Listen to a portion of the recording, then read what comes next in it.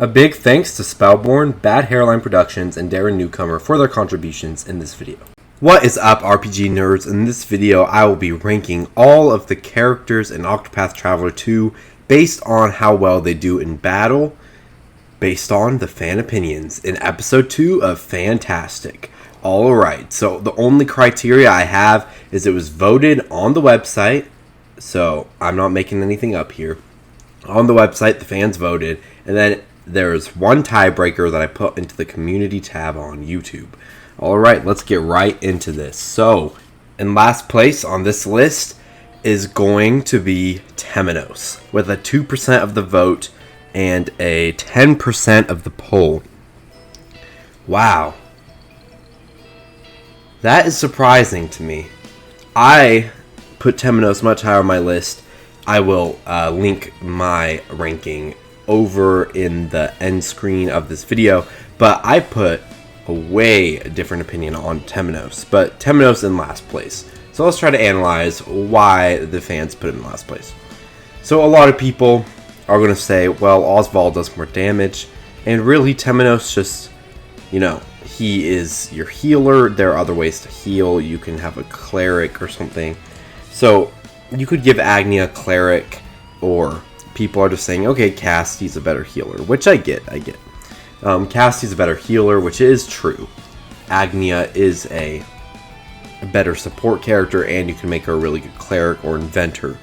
And Castti is just a lot of mixing. You can do a lot of things. You can do it constant, really good healing. And Temenos doesn't heal as well as Castti, and doesn't damage as well as Osvald, let's say. And then you can, so you can definitely argue that he's in last place from that perspective, that he's not as good of a white mage, and not as good a black mage. So he's kind of this, red mage in the middle type of guy. And so that might be why he's just not that great. He just doesn't do that much damage. He doesn't do that much healing. So that's why I feel like people put him in last place. Now, in my opinion, I think he does a ton of damage with his Heavenly Shine EX skill, and I think his latent power is one of the best in the game. A lot of people do argue that there are better ways to do latent power, but for most of the game, Elemental Barrage plus Judgment is, in my opinion, the best thing. Although a lot of people say, oh, Ochette's Provoke Beasts, you boost that up and it'll be better. Yeah, I can see that, for sure. There's different, different opinions, obviously, but I think Temenos is a really good damage dealer, really good healer. His other EX skill, I think Prayer for Plenty, can overheal, which is really overpowered if you have CLT Seduction. So I see why people don't like Temenos as much. If they want a damaging mage, they're going to get Osvald. If they want a healer, they are going to get Castti. So I understand why Temenos is near the bottom, but it kind of breaks my heart because Temenos is way higher on the list for me, but I understand. So 2% of the vote and 10% of the tiebreaker vote.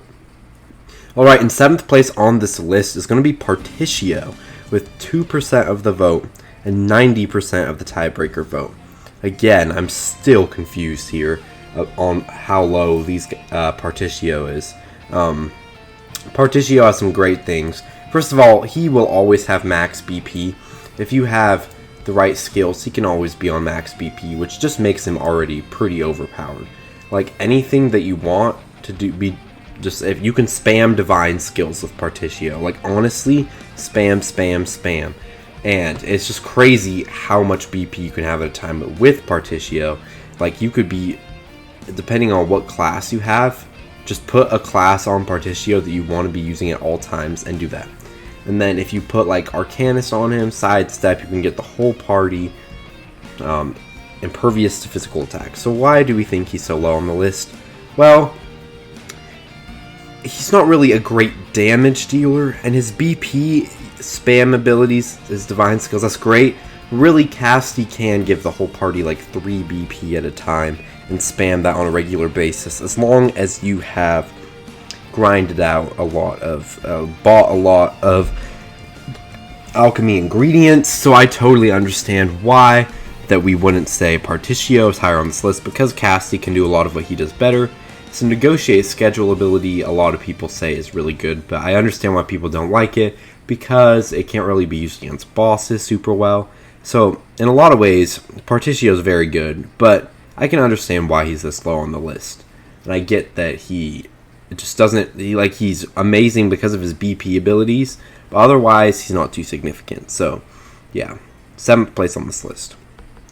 Alright, in 6th place on this list with 3% of the vote. We seriously are not getting much of the vote over here, but 3% of the vote is Agnea. I think Agnea is, yeah, this is about where I have Agnea on my list. So I totally agree. I don't think Agnea is bad by any means, but I just don't think she's nearly as good as some other characters.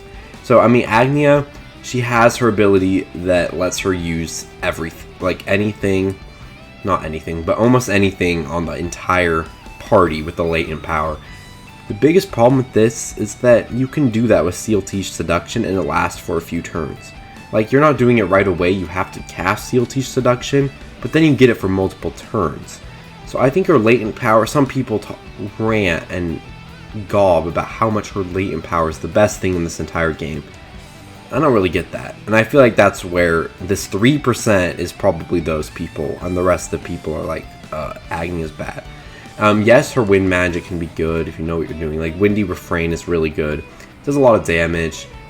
She can do things on the whole party. She can be using awesome inventor abilities on the entire party and the entire enemy party, which can all be very, very good.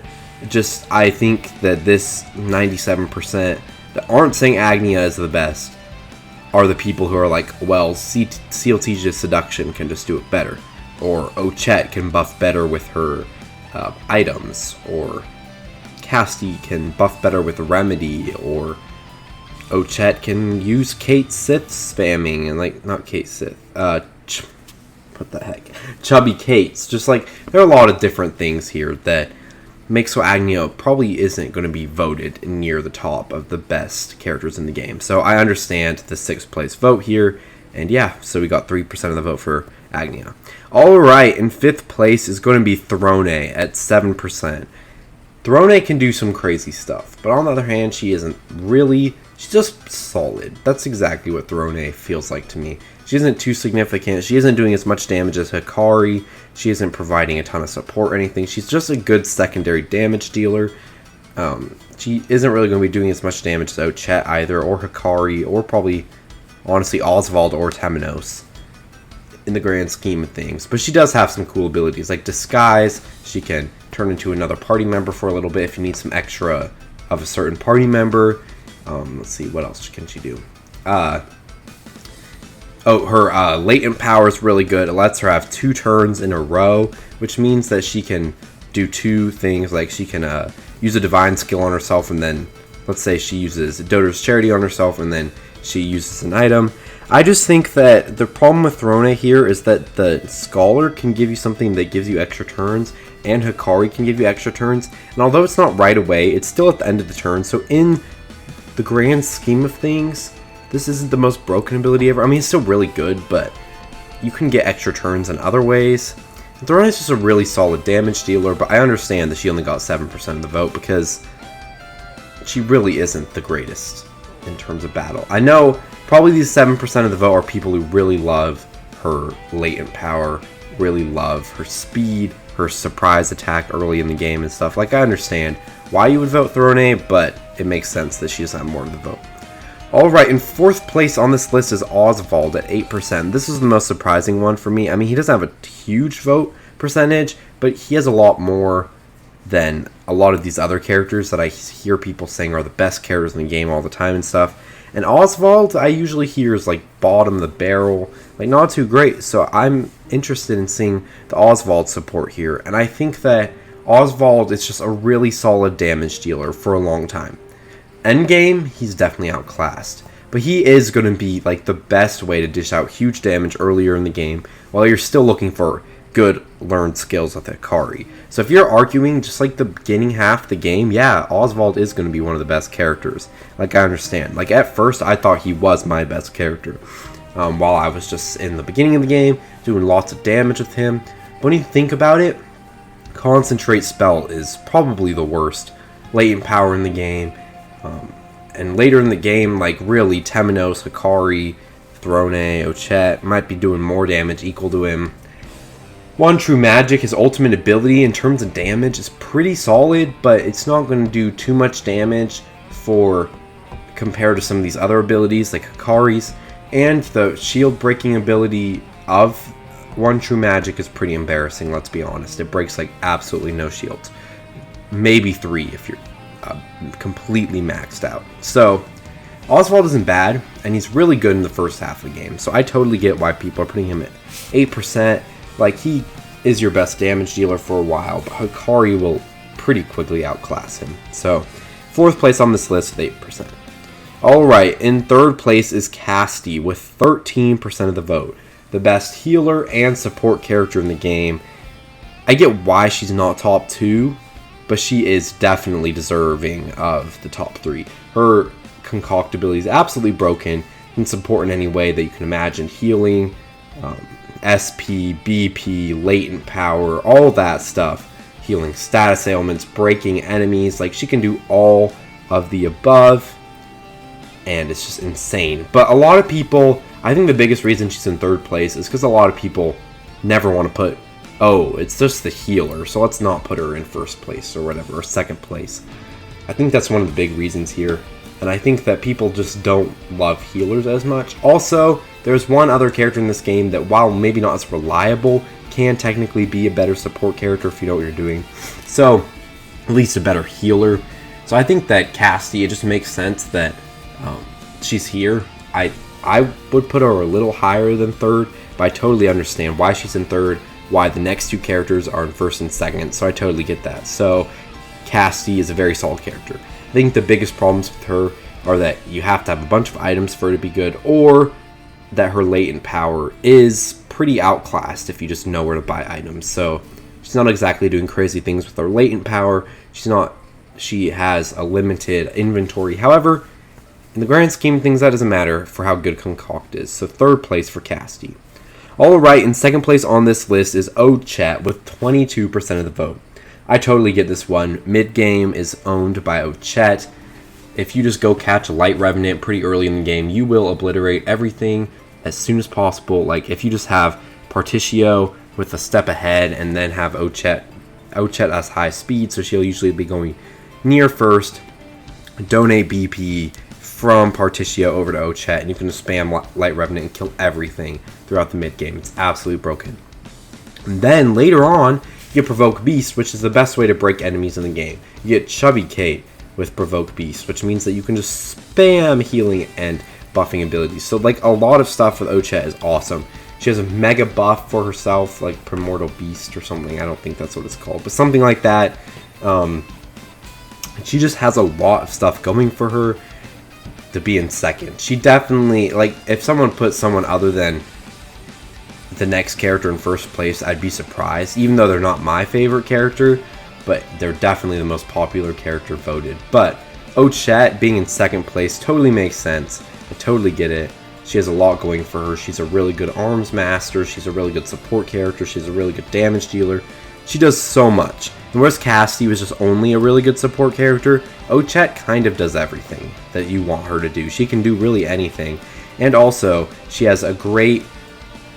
She doesn't have that good of a latent power. She has one of the weakest in the game. But the debuffs that come with the 3rd of her latent power is pretty good. And her capture and cook ability, I don't think it's capture and cook. Capture and prepare ability can get you some awesome buffing items and make so you never really have to have a dancer in the party, which is always a great thing to not have because dancers are kind of annoying.